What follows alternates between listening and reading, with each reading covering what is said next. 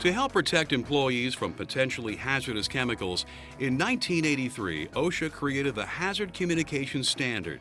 The purpose of the standard was to ensure hazards of all chemicals produced or imported are evaluated and details regarding their hazards transmitted to employers and employees.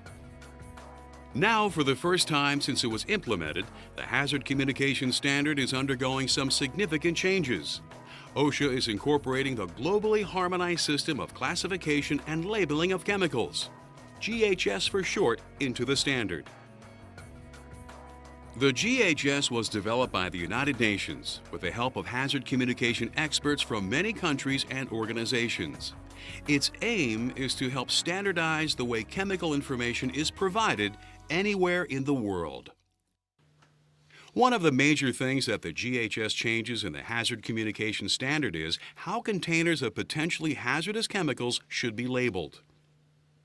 When OSHA originally created the standard, it was performance-based.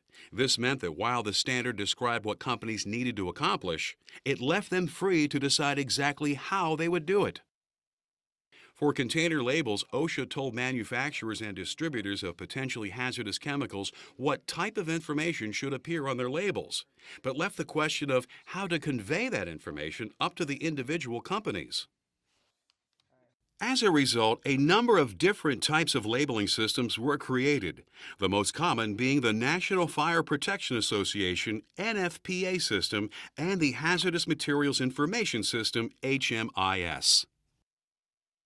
And there have even been differences in the descriptions and symbols that government agencies such as the Department of Transportation and OSHA have used in their labeling and placarding systems. What the GHS does is to specify exactly how this information should be depicted and presented on labels and placards.